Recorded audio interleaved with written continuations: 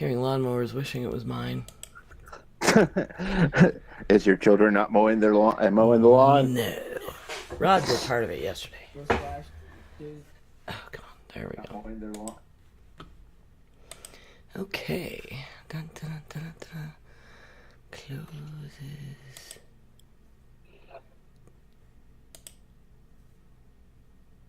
Deaf. Facebook. Shares the things. Okay. Creator. Would you like, as far as the Patreon thing, would you like us to also say that we will be getting some artwork done, and then once we get that done, the Patreon will be up and running? Yeah. Okay. We'll let them know when it's up.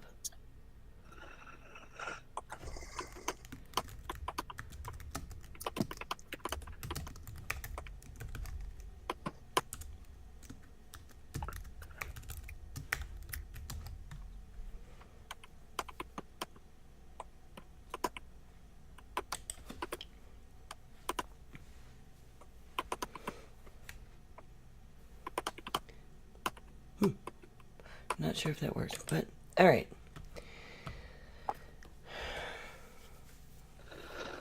Are you ready? Yep. All right. So, welcome to Heresy and Hearsay, a podcast reclaiming the faith in the context of political discussion. Happy 4th of July, everybody. Yay, Independence Day. So today, before we get started, I want to let you know a couple of things. First off, we are still working on getting our Patreon set up. Once it's set up, we're basically waiting for some artwork to be completed for us. Once we get that artwork and everything, we'll be setting up the Patreon, and we'll let you all know. Patreon will help us pay for the artwork that we're going to be getting done, as well as access to some music for our intro and outro. My name is Reverend Barney. And I'm 9 of 12. And today, before we get into our topic, I'd like to offer a content warning. Today's subject will delve into topics of sexual harassment, sexual abuse, and assault. With that being said, let's talk about Me Too. Or, maybe more succinctly, Me Too. Yeah. At the 2018 Grammy Awards, Janelle Monáe gave a powerful speech about the Me Too movement and how it needed to filter into every form of life, including the music world, and about its overall impact. This was followed up by a very powerful performance of Kesha and her song "Praying." We'll be putting the link in the description and the YouTube channel, as well as once the podcast parts come up, we'll also put that link in of her performance at the Grammys there as well that you can watch on your own. Kesha has been in legal battles after legal battles, first trying to get out of her contract, and now a defamation lawsuit. Kesha claims years of sexual abuse by her producer, Dr. Luke, which, while these charges have not been proven or disproven, Kesha was not able to get out of her contract. However, the label, having some good sense, did release Dr. Luke. However, Dr. Luke did not want to release the album Rainbow, the song Praying comes off of. It's a very powerful song. It's basically praying that you become her praying for basically Dr. Luke's soul and hoping he becomes a better person, but that she doesn't need him to be a better person for her to overcome this. It's powerful. It's moving. And I don't have much more to say about the song itself. I don't know if you've heard it yourself. I have not. Kesha's not exactly in my wheelhouse. Right, and she's normally not in my wheelhouse. I actually found her while watching a top 10 best songs of 2017 done by another YouTuber. And he discussed how powerful the song was, and I looked it up, and it's one of those that really breaks you and and makes you understand how much pain she was in and how much she has grown since then. The video itself starts out with her wondering why she even tries, and then the song kicks in. Why she's still bothering, why she's still doing things like this. And then it goes for her into the song, and it basically is a song of empowerment, saying, I hope that you are a better person. I hope you're on your knees praying to become a better person, but I don't need you, because when I'm done, nobody's even going to know your name. That's a line from the song. When I'm done, no one's going to even know your name. And it's not her typical. After all of this stuff came out, Kesha really couldn't go back to being a party girl songwriter. So, but it's not just that. There are so many cases that have come out over the last couple of years on sides of the spectrum. There are people that have claimed to be feminists and everything that have come out and, found out to be anything but. Or that they don't understand what feminism is or understand what women empowerment is. And there are many cases of sexual harassment and abuse. And it not just affects women, it also affects men too. Terry Crews was just recently speaking to Congress about his sexual harassment. And this is Terry Crews, a man that I think could probably break me in half with his pinkies, and he was sexually harassed by another man to the point where he's no longer going to be able to be in the Expendables 4 because another producer said, you need to drop this lawsuit. And that producer of the Expendables is also under investigation for sexual harassment too. So they, and it seems like it's a cycle that is finally starting to be broken. Well, one would hope. People forget that men, can and are sexually harassed. People deny, you can't rape a man. I had an argument with a family member, I will say, about it. That's just not possible. And yes, it is. I know men it's happened to, but Me Too as a social movement, I think, is more important for women in the power dynamic, in the places of inequality where women exist is statistically far more prevalent. In harassment and being held down and being, needing to do favors for positions. The whole Hollywood mess. That it was just, casting couch, right? You've heard it since you were a little kid. It's just a thing. It's just what you do when you screw your way to the top. And women back in the day actually being competitive in that manner because it was the only power they had. Well, the whole television show Mad Men was basically had that kind of dynamic about it as well. Where these were powerful white men that, used women in that kind of situation. And this was in the 50s, and it's still going on today. And it's been going on for, hundreds and thousands of years, where women's only power was their sexuality, and men would exploit that quite often. I was reading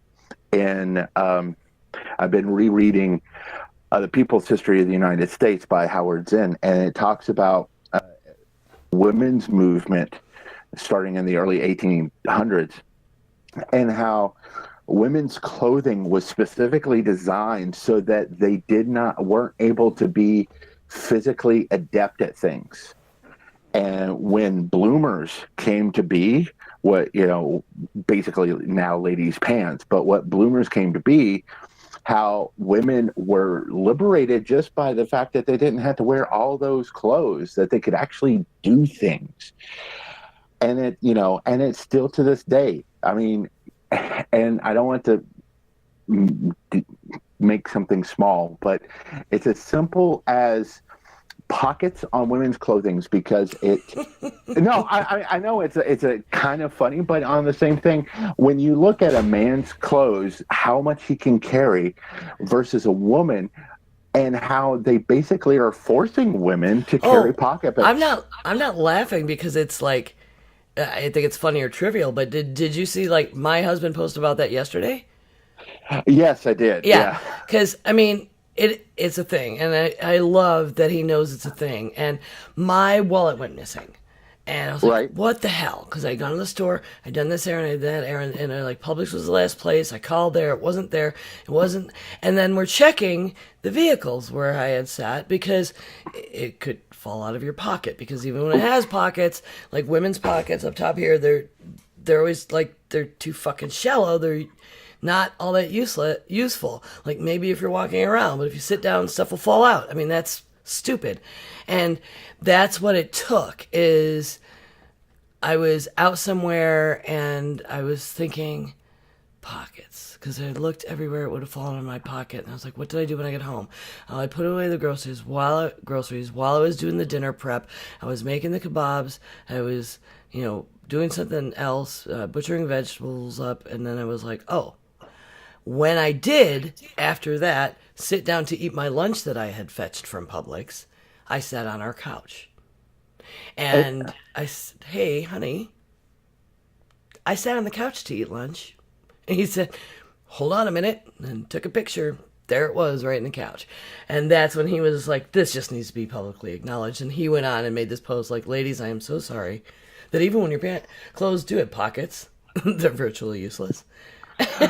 oh, well, it's like there was, I want to say a year and a half ago, BuzzFeed had basically what they did is they took some guys in the office and sewed up their pants to be the same size as the pants, the pocket size of women, and it's like, and the women who are doing the sewing is like, you can put a cell phone, keys, wallet, all in this one pocket, let alone they have four of them. I mean, my jeans, how designed is typically they have that fifth pocket where you can put a key in it and everything. And then I looked at a friend of mine's jeans, and that is the size of all of her pockets. Is that little tiny fifth pocket where you can put a little tiny thing. So That's you like the got. Zippo pocket. Yeah, it's the Zippo lighter, key. That's where I put my crosses is in that I carry with me. Is I put it in that little pocket there, so that it doesn't mess with the change and stuff. It's a change pocket. It's where you used to put your pocket watch if you were a man, but that's the size of all women's pockets, and that's what the Me Too movement, I think, is kind of pointing out in some respects. I know it's a bigger thing, but you also have to look at the small stuff and then work your way up. Is that designers and everybody else are designing things to where women have less functionality in their clothing.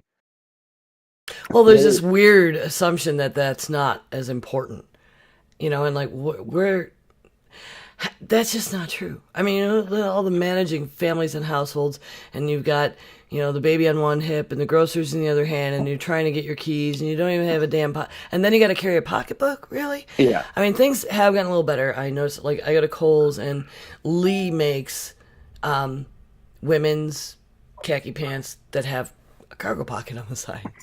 And they make me so happy. Yeah, but it's one of those things that shouldn't be just one pocket.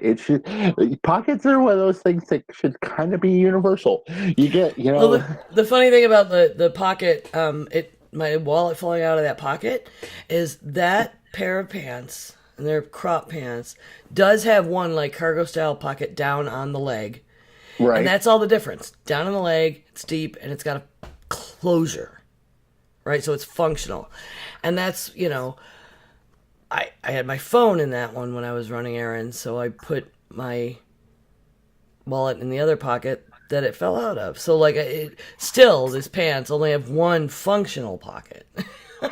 Well, I mean, you can even look at like wallets. Men's wallets fold up so that they're small, can fit, or whatever. While women's have these have another purse inside their purse.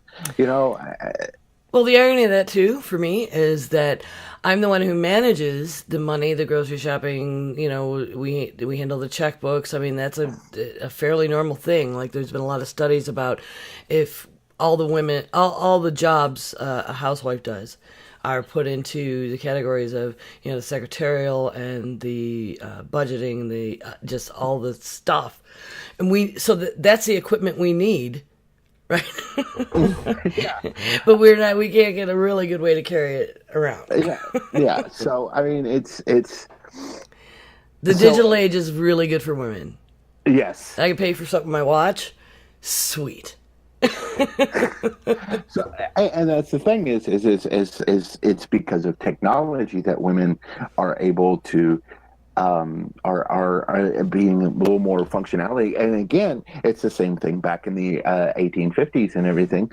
When bloomers came out, it was the same thing. Technology advanced to where women could advance, but the problem is that it shouldn't be that. It should not take an invention like that to make it a little more even playing field than, you know, because women are already at a disadvantage and everything. And so, I mean, between one of People will argue that we're not. They're wrong, but well, they can argue that. It's like in children and birth control and everything. For years, the big fight was about birth control, just allowing women to control their own bodies, so that they weren't putting out children every time they had sex with their partner or whatever, you know, and that also put them more into poverty as well. And that's one of those big fights for women's rights that came about, was because of the fact that the women needed the ability to control their birthing cycle, and they weren't being able to do it. And people, you know, there were women that but expected to perform their duty on demand. Right. So that agency is completely removed without having that control. Correct. And there were women that went to jail, that went on hunger strikes. This was all part of the suffrage movement as well, because it was part of the women's rights movement. You know, if you look at the women's rights movement throughout the last 200, there has been several points of it, and it's controlling women's bodies, controlling their sexuality. I mean, travel, yeah. Bicycles and women being allowed to ride them was a thing. Women, curfews that were specific to women. Women being able to ride a horse like a normal, you know, instead of side saddle, you know, because you can't go anywhere. I mean, there are women, and I have seen it, but these are women who have trained for years and years and years to be as good side saddle as a man is, or anybody else is, in a normal stirrup situation. But for the most part, that was another way to control women. They can't get away if they're riding side saddle. The side saddle design. I mean, seriously, you can't get a good gallop because the way the side saddle was designed, it doesn't allow that. I never thought about it that way. That's so caveman. Like, it's like, you can't if I can catch her, yeah, she's mine. Yeah, that's. I mean, you know, so. But it's one of those situations, and I know we're laughing. Sometimes you have to laugh about some of the stuff to release some of the tension. I mean, yeah. It's like when you see the stories of girls being sent home because their bra strap was showing, and everything else, and it's like, well, maybe you should teach your boys not to treat women like sexual objects. That would probably be helpful. You know, everybody's seen all those stories on the internet, right? I was told that story a couple weeks ago by someone local that I know. We were out drinking, and she had that fight with her school about her daughter.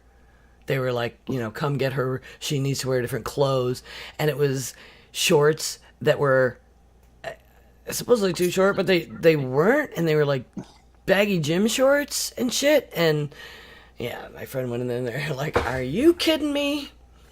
You got a problem with your boys if this is, I mean, and she had that fight, and I will always have that fight if I need to. I mean, I have boys, so hopefully I'm just raising them better than that shit. But these school administrations have this weird idea, and it's that no, no, not objects. It feeds right into, for me, the whole breastfeeding in public argument. And that's something, oh my God, I had with one of my sons. He actually tried to compare it to other bodily functions. Well, there's a certain, social contract about certain things, you just don't do in public because that's gross. I'm not going to, blow my nose while we're sitting and eating. And I'm like, fuck you. That's different. When I was in Charlotte one time with my baby, when Fletcher was a baby, and I was breastfeeding, and he got hungry and he was crying, and so I latched him on and I continued my meal. And a waiter came over and said, there's a guest who's is made uncomfortable by your breastfeeding. Could you go into the restroom and eat? And I said, tell that bitch to go in the restroom and eat. And I continued my meal. And I did not get removed. But that's exactly how I feel about it. Because, you're doing some kind of weird perverted sexual thing about me feeding an infant, which is what they're for. Not my problem.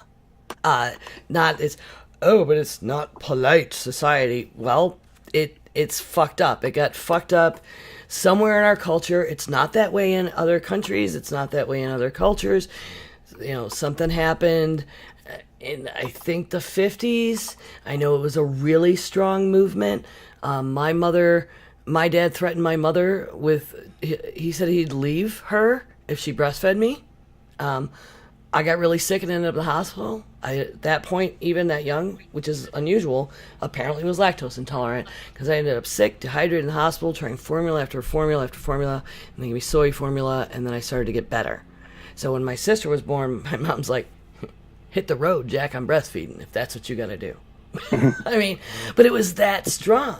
My aunts, and none of them, as far as I know, breastfed. It was just not normal. And it was, for poor people or some shit. Well, even talking about that, there was a New Hampshire state representative, Josh Moore, and I'm calling him out, made some inappropriate comments about breastfeeding. So I checked it on Snopes. So I'm on Snopes to be sure. He basically indicated that a man's inclination is to grope a woman who is breastfeeding in public, and he compared it to breastfeeding in public to just as bad as a man flashing his genitals in public. Gross. Yeah.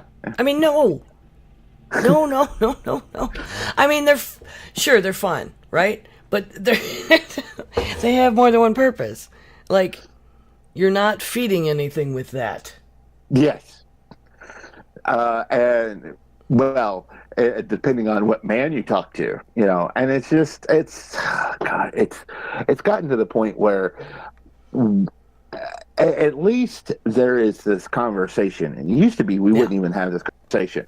So we are making progress. We're just thousands of years behind, especially when you consider reading reading the People's History of the United States, talking about how Native American women and how they were respected and how they were treated versus how European women were respected and treated.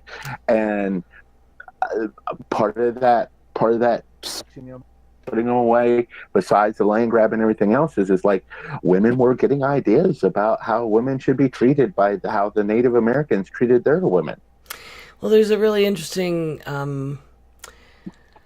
bit of history with religion that I'm sure you're somewhat aware of. There are theories that, that's why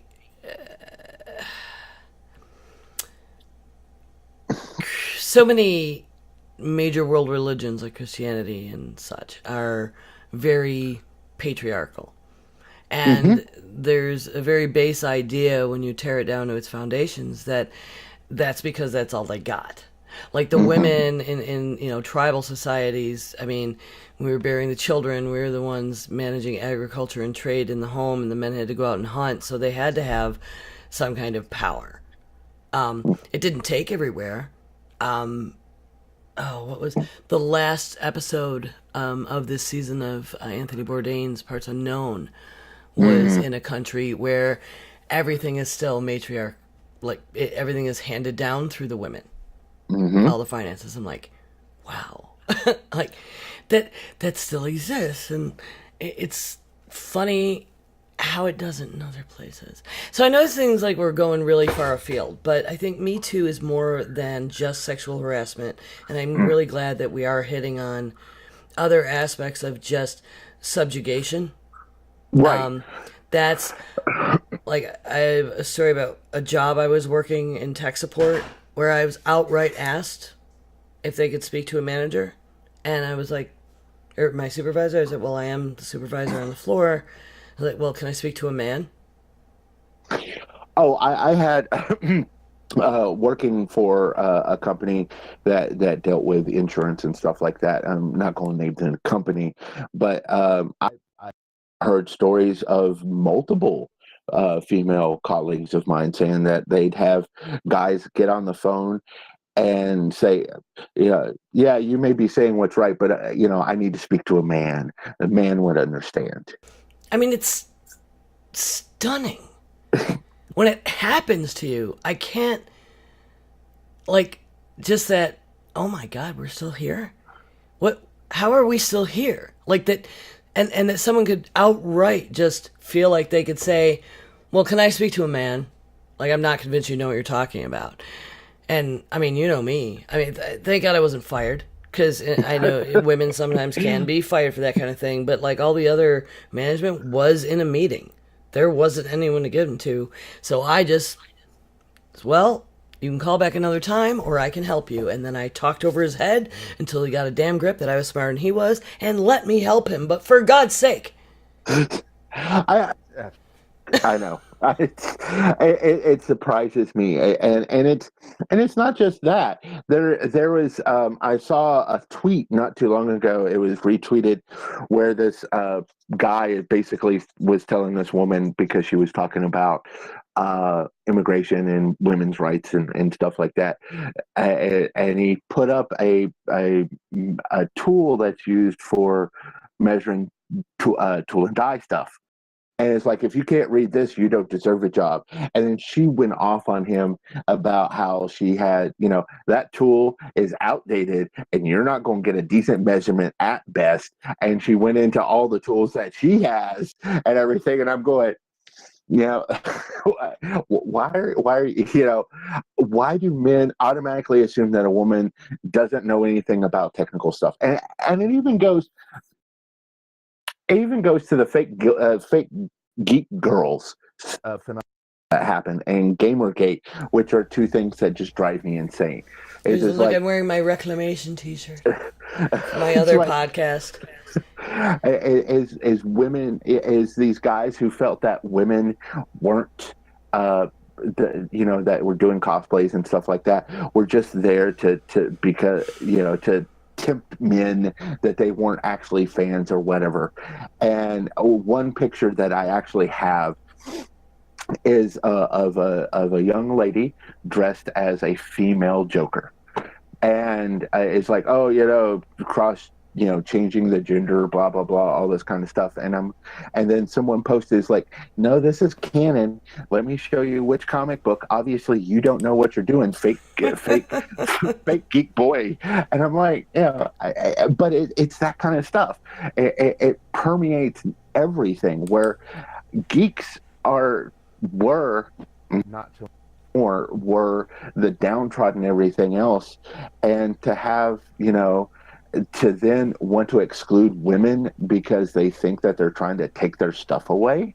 It's like, someone mentioned the fact that Marvel's comic sales were a little down and everything.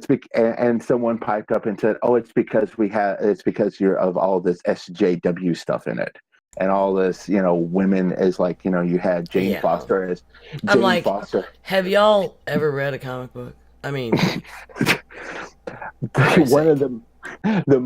one of the most well-known comic book characters of all time, and the only decent, me and you have a disagreement about decent DC movies, but the only one that really did really well is a movie about a woman as a superhero, and that's Wonder Woman. You know, women and men went and saw that movie and absolutely loved it. But there's like, there's a movement to try to rewrite The Last Jedi because of the fact that it had too many women in charge. Fuck that movie. That's not like, real. God, no. Wow, the level of stupid. Well, and we've got movements that are really great and unfortunately necessary, right? It's like an affirmative action situation almost. Where like, well, but we still need it. Like women who code, girls who code, initiatives to get women into STEM. When like women invented a lot of this shit, right? Oh yeah, yeah. It's like we would not have certain cures and everything. Curie, there's all sorts of women that invented all sorts of scientific things. That Well, movie, Hidden Figures. yeah, I was about to say that movie about all the women that made sure that we got to the moon. Black and women Yeah, getting what? Can't use the same bathroom, doing the math for you. yeah. This is like, and it's like the story of our life. And even I, get subjected to it with those assumptions, and it's horrifying when it happens, and I will always work to, elevate and put that shit in its place. But I mean, I've got other weird phenomena. People think I'm in charge wherever I go. I've got, I guess, a strong presence. I mean, at every store, it's people just assume I work there and start asking me shit. I know I'm one of those people. I know Sarah is too. I don't quite understand it. It happened in Walmart the other day, and a guy started bitching me out for them not having the hot and ready pizzas anymore. I'm like, I'm holding a cart. Like, what? I don't, In the drugstore, they'll like bring a bottle of something and ask me specific shit, and I'm like, the pharmacist behind the counter, I don't know what you're doing. And then there's a strange, I'm a housewife. Mm-hmm. I haven't, I've worked an occasional paying gig, but I haven't had a, full-time job where I was supporting the family in, I don't know, 17 years-ish. And people are surprised by that. And that makes me feel good, but it's twisted when it happens. People assume because of the way I carry myself, because of the conversation, whatever, and then they want to know what I do, and they generally, by the time they've had a conversation with me, like, oh, so what do you do, or where do you work? And I feel really weird because they don't, and I shouldn't have to justify being a housewife because it's a lot of fucking work, but I do. But I also feel good, like that they would assume that I am a professional of some kind, right? Right. I don't even know. It's just a strange place to be as a woman, that I feel like I have to defend the idea of being a housewife, and then, when I'm proud of it, I don't know. Well, it's a damned if you do, damned if you don't situation where it's like it's like, well, oh, you're wasting your time being a housewife. That's the thought process of a lot of people. Right. Oh, but if you work, it's like, well, who takes care of your children? Yeah, and so it's like, what am I supposed to do? What is a woman supposed to do at that point? Am I supposed to? It's like, am I supposed to have a job? Am I supposed to be a housewife? If I want to be a housewife, and more importantly, the women's movement isn't about forcing women out to work. It's about the choice to, if they want to work or can work, that they're able to, or that if they have to work, that they get paid the same amount as a man. Yeah. I mean, the sexual revolution in the late 60s, 70s, and then it led into that whole supermom thing, right? And then there's like working women who also have children, blah, blah, blah. And those expectations got so high. Right. And the situation is that it is about, it isn't about having to balance all of that. It's about the choice of if you want to balance all of that or not. I have a female friend of mine who she works in a business, and she is very successful at that business, doing very well. She has two absolutely beautiful, well-adjusted children. her husband is going to school, back to school, and she basically supports the family. Uh, Partly a stay-at-home dad and everything at this point until he gets finished with school and goes and does his thing. So it's one of those situations where she's supporting the family, but she still spends time with her children. The children still are responsive to both of the parents, and there's nothing wrong with that because she's very successful. But you don't have to. If you want to be a stay-home mom, that's fine. You shouldn't be judged on that. If you want to be out in business and also have children, you shouldn't be judged for that either. It's your choice. Well, yeah, sort of.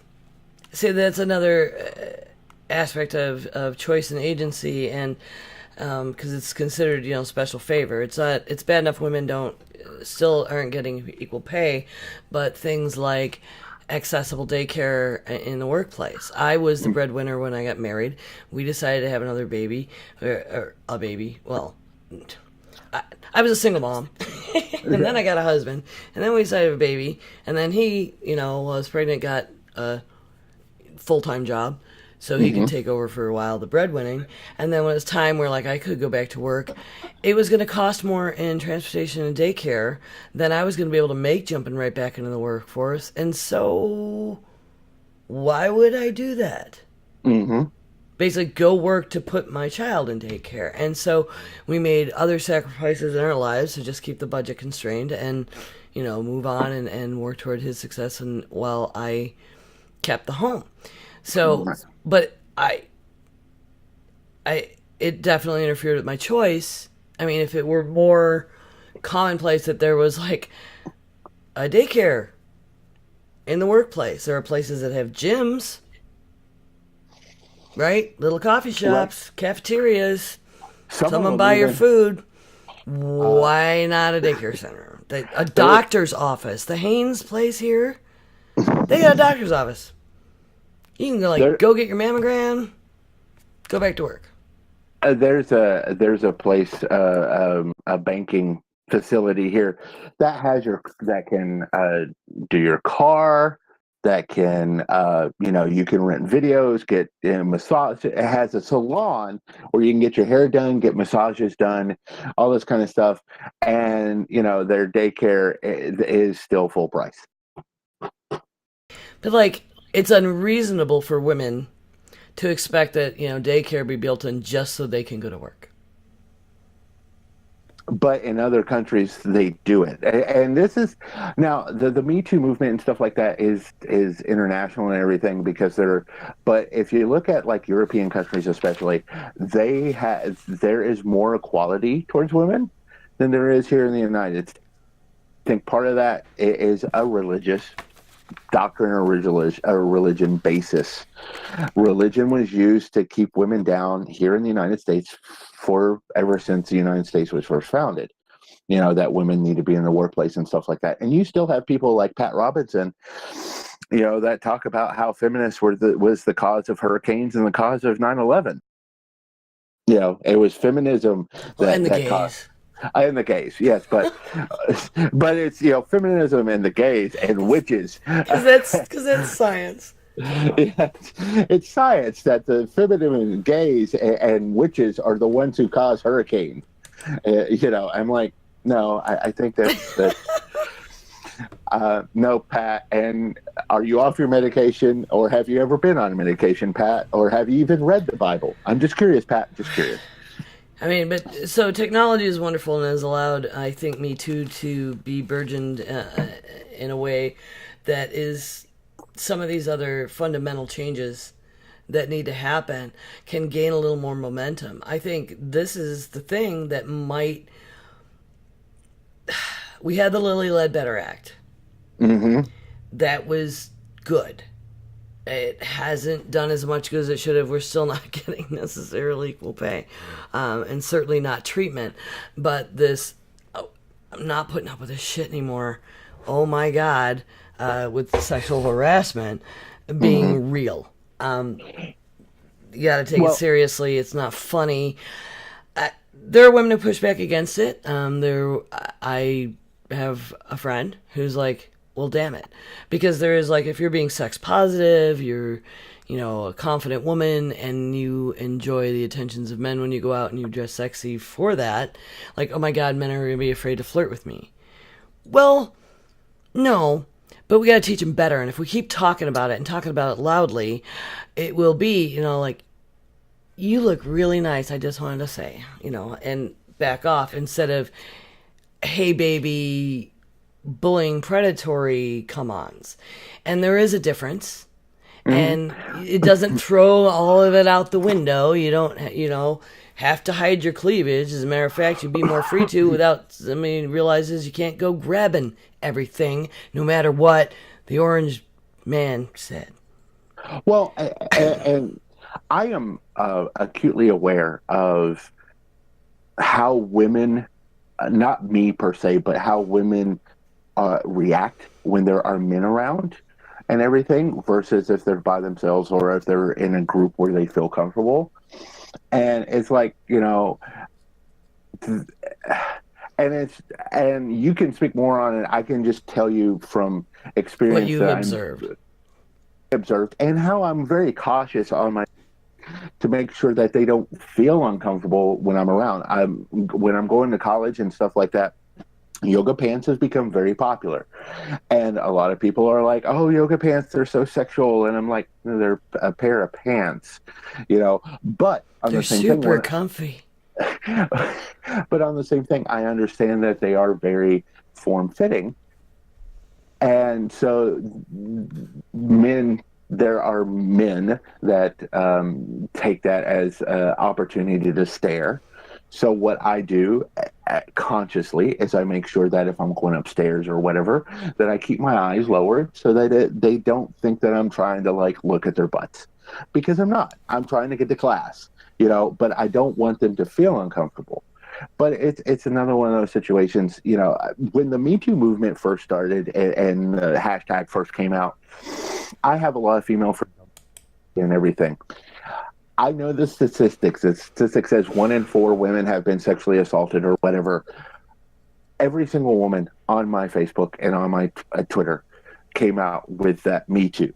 And I'm going, and I couldn't process it originally. I'm just going, it's that systemic, it's that ingrained in our system that every woman has had some type of sexual assault happen to them.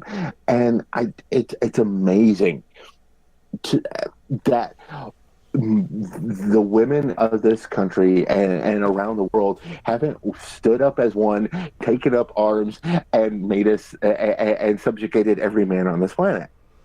Well, there's just this like sociological conditioning. Like it took until the 80s for like date rape to even become part of common parlance, because, you know, oh, you're a tease, you're ashamed to get out of a situation once it's past a certain point of modesty or compromise, and like you're gonna be the slut, the dude's always gonna be cool, and women acquiesce to things that, like, consent is an important conversation, and I'm glad it's being had. Yes. It's I think maybe it might be the most important thing to come out of this is that men need to understand consent, whether it's may I touch you. And I mean, fine, we've been going, I can open my own damn door. I used to do that when I was a young teenager, like thinking I was being all femme or whatever. But take a deep breath, it's okay. But ask. Yeah. It won't kill you. May I hold the door? You know, what's your name? Instead of, hey, baby. Mm-hmm. Little things. Little things. Don't touch somebody. Well, Don't touch somebody without asking. Don't expose yourself without asking. Don't lock somebody in a room and expose yourself just because they can't leave, because they can get something from you. Like, don't use a position of power for it. You be good to me, I'll be good to you. Come on now. You think you're a gangster? Yeah. It's like, I know it's not hard. It's civility. It's human beings. We want equality. We're not better. Women aren't better than men. That's very much true. And it's one of those situations where men and women need to there needs to be a discussion, but it doesn't need to be where men are the focus. It needs to be where we focus on how we educate the men in our world. It's like I said, it's where girls are being sent home from school because their shorts may show a little knee, and suddenly, guys can't study. Or I have seen it, and at this point, I'm like, well, you need to fire that person. I've seen it where the teachers are sending the girls home because they're distracting to them. And I'm going, maybe you're in the wrong profession. Right? Ew. Ew. Maybe you're in the wrong profession. You need to go away. And the dress codes are all weird. Like my friend who had that, had to go take it because the girl was wearing shorts. But there's people, girls that are wearing, technically khaki colored full length pants, but they're skin tight. Right. How is that less revealing? So there's not consistency in dress codes, even when they are for a good reason. Mm-hmm. I mean, yeah, teenage boys can be easily distracted.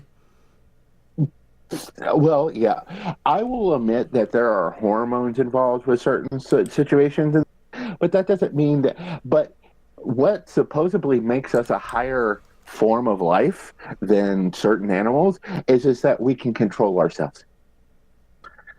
But we send these bad messages anyways. Look at all of those guys. There were like 3 or 4 guys that got 6 months or weekend detention for raping women, and we have these judges that are saying, oh, I didn't want to ruin their lives. And more importantly, these are white men or white boys, But then you see an African American or a Latino, and they're getting 10 and 20 years. They don't care about their lives. There was a comparison of this this 15-year-old boy who was caught with marijuana, and he was sentenced to 4 years of detention. While this guy had raped this woman who will live the rest of her life with that knowledge, and he got 6 months. And then his father wanted to defend him, saying, well, she shouldn't have been dressed that way. So we're still having to fight that, well, she shouldn't have been dressed that way situation. It doesn't matter what a woman's dressed like. She could run around stark naked. Doesn't mean you get the right to do that to her. And so we need to educate our boys better. And I'm not saying you, I'm saying us as a society, because we are failing at that. And we have for God knows how, until we can change the systemic society parts of this to where it says that women are not objects, that women are human beings.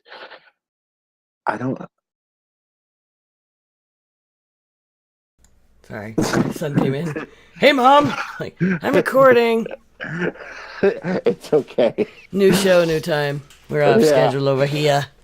Yeah, we would have normally done this on Thursday, but 9of12 has another podcast because she's a podcast queen. So she has another podcast that she's having to do on a different night. So we're doing it and it works out that it's on July 4th so that we can, put this out because it is about politics. Now, this is supposed to has some Bible stuff to it. And honestly,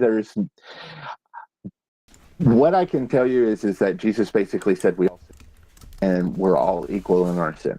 That the washing of the woman's foot, of Jesus's foot by the woman, is very important to the fact that women are just as important as men. Now, I want to take that a little bit further, because when I was being taught that story, and I know it's not true now, but when I was being taught that story, it was Mary Magdalene that did that washed his feet. And that is not true. That is not how the story actually is. Because of the fact that she was a leader of the church back when it first, back in the early church, and because it's a patriarchal church, the church, after she passed on and everything, tried to minimize her role as a disciple, because she was a disciple of Jesus. And so the church is complicit in that, and it's starting to come around to understand that she was a disciple and that she was an extremely important part of the Jesus doctrine.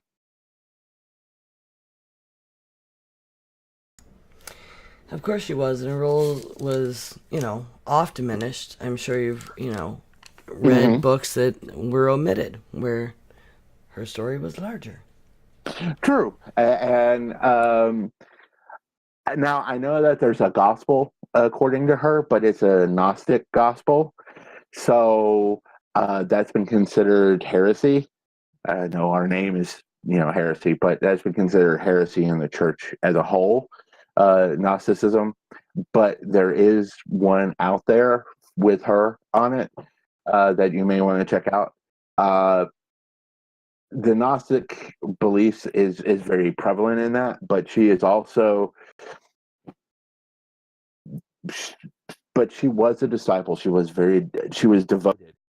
And from all the history and everything that is understood, she was a woman of means. She had money. And as much as Jesus and them, went around the country and stuff, they didn't have a lot of money, except Peter.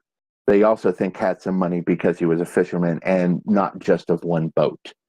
So that being said, Mary probably helped fund the missions of Jesus, and then afterwards as well, because she was a woman of means, and that was downplayed.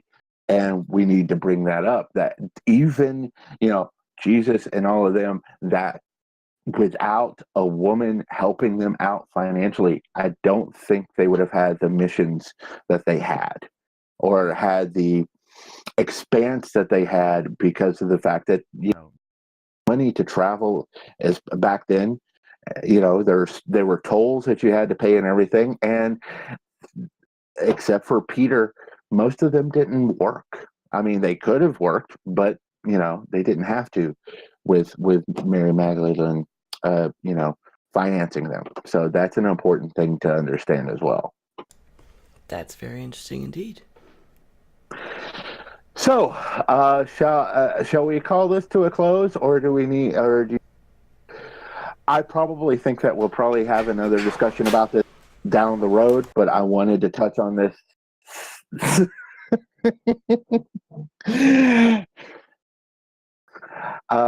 So why don't we call this to a close? So what we're going to do is we are going to first do our classic carrot and stick. And today's carrot I'm giving to Susan Collins, of Senator of Maine, for her saying that she is not going for someone to replace Justice Kennedy that would reverse Roe v. Wade. And that's a strong position, as she's a Republican, that could actually make a difference of who we get as a justice to replace Kennedy. And I am very optimistic and hopeful that she actually sticks to her guns on this. It was a really great thing to watch, especially from somebody on that side of the aisle really standing up. Mm-hmm. And that's one of those, damn it, they don't do enough of that in politics. They're so worried about the next election, right? Right. That they're not, doing the right thing, doing what they were, their constituents depend on them for. So the stick's being doled out via Twitter today. Alex Jones can have all that Second Civil War letters, Second Civil War potluck. That has been an hilarious, fantastic good time. I mean, that man, yes, the Democrats are going to start a second Civil War on July 4th. You would think that someone that spends the amount of time and energy he does on creating fake news would have an idea how Twitter works, and that, man, that was easy to grab onto. and make trend, right? By literate, creative, funny people. One of my favorite ones is I saw, and this is going to date both of us, but is I saw a picture and a woman had posted, it's like, well, I've got my outfit, and it's the Carol Burnett outfit from her take on Gone with the Wind, the window dress with the window rod out of it. If you haven't seen that episode, it's on YouTube. Find it. It's hilarious. Especially if you've seen Gone with the Wind. But yeah, she says, I've got my outfit for the second Civil War. So that was one of my favorites. But it's a lot of sounds like a lot of guacamole and tacos are being offered in Civil War as well. I think that seems fitting in some ways. So what we're going to do at this point is you can contact us with your opinions. I've read some really nice stuff on the YouTube. We'll have that up hopefully either tonight or first thing in the morning. You can also email us at heresy and hearsay at gmail.com, or you can tweet us at heresy and hears, and it's hears with an S1, or you can give us a call at 980-858-2243. And I'm 9of12. I can be reached at 9of12, NineOf12 on Twitter and Twitch. Twitch here, go ahead and follow my channel. We appreciate that. And we do have a Heresy and Hearsay YouTube channel with our first video up, and we'll get the second video as soon as I can get it up. It may be a few hours or it may be a day or two, but we'll get it up by the weekend. Again, also keep an eye out for our Patreon. That should be coming out soon, links and everything, and just a couple of bucks will keep us going. And you can also follow me on Twitter at SethRothII, or you can again follow the show at Heresy and Hearsay, Heresy and Hears 1. So until then, we'll be back on our regular schedule on Thursday of next week. And I'm Reverend Barney. And I'm 9of12. And bless your heart.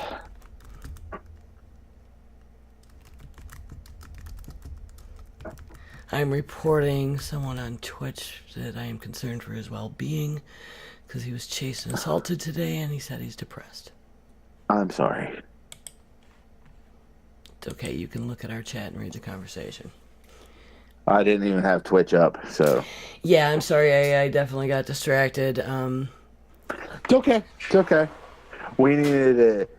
I was accused of being a troll. People on the left were attacking him because he went to the park and he's 6 foot tall and everything was built for him.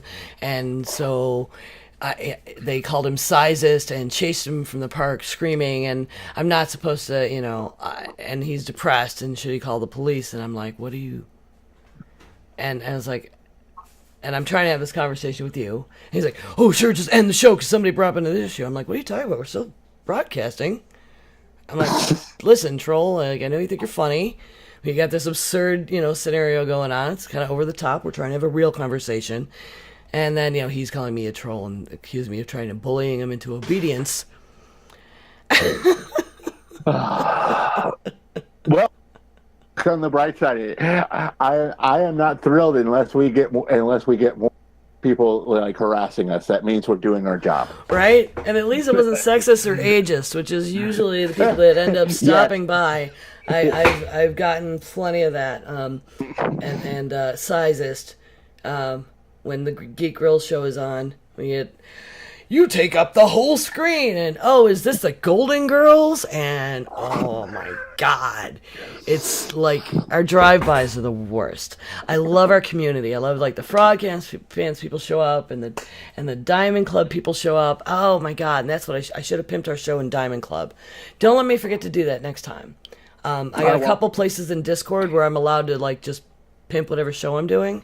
Right. In these communities, and I do want to start doing that. I feel good about the shows, and our stream is nice and stable and stuff now. So, and a little while ago, Dills started auto-hosting us. So, that's nice. Timing-wise, that would have been really neat. It's like, dude, you know what you're getting into anymore? But thanks. Have you watched her show yet? You might want to doing that because yeah. He's good. He's had his late night. We get drinking enough. We get into some politics or So, what did Justin have to say when you went on his? that. I didn't. It was rescheduled because of some kind of traveling thing, and then I had the day wrong. But I'll get there. I was actually looking at his schedule. And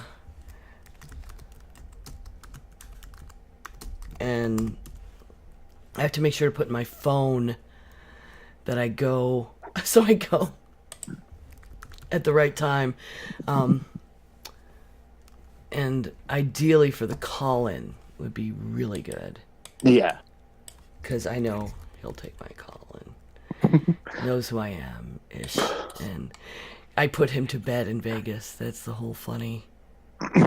He got really drunk, and we had the best conversation. It was like the coolest. We were talking about like best movie and different, songs, and me and him and Dills are going around robin with this stuff, and then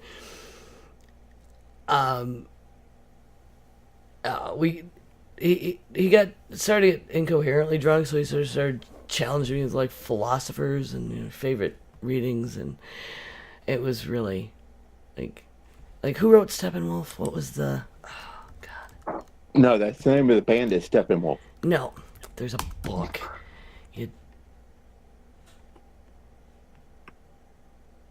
Doofenshmirtz. Are we? But anyway, about the comic? Oh, there's the novel. There's Steppenwolf. Like, what's your favorite Herman Hesse novel? And I'm like, oh my God, what are you doing? Like, and I was like, I don't know off the top of my head. What's your favorite Sartre piece? And he's like, I have to go to bed. Like, okay. So Dills and I like escorted him back to his room, and then went out and partied some more. But it was adorable, and it was like this just funny when intellectuals get really, really wasted. Conversation that was awesome. But yeah, we don't. The only politics we got into was talking. I was telling him, and he was like, "Good for him, man," because I was telling him about Connor's idea about our government. Man, there's a millennial reform idea. They want to have a ruling class. They want to have a ruling class? An intentional ruling class. People raised to actually know the system, be educated in politics, in history, be basically it's like enlisting. When you take on this education as a career path, it's like enlisting, where you don't have any rights to privacy at all. You give that up. It's like you can't have private holdings in companies or make those sorts of investments, because then you have a conflict of interest. It would eliminate conflicts of interest. We still get to vote, but there's like a class of people that are qualified and educated to choose from, and it's actually choosing a life of service, like going into the military. I know it sounds problematic, but I'm telling you, we've had long discussions about it, and it ends up sounding more and more reasonable. It sounds a lot like Brave New World, if you ask me. No. We dug through all that stuff, too. Because, you got to be careful about, of course, like in any other system, when the 1% ends up taking over, right? That's why socialism doesn't work, right? Because people suck. But you could build things into this if it was done thoughtfully. So, it should be a life of service. Good politicians, that's what they're doing. That's why they're doing it. The ones I've worked for, I vetted them. I wouldn't work for somebody that's not, they didn't really want to serve. But by the time you spend a certain amount of time in it, all that other shit gets involved, and you can eliminate that. But it would take a radical change to eliminate all of it. All the money and power play. Yeah. No, I see what you're saying.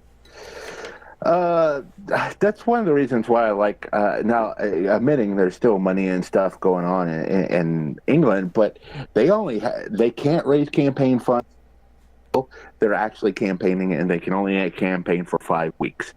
I Yeah. like that. Oh yeah.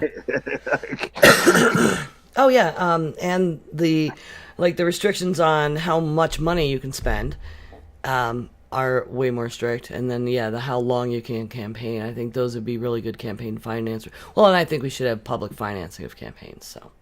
Oh, I do too. So, you'll get out to me and I'll get that up and we can now. Yes. All right.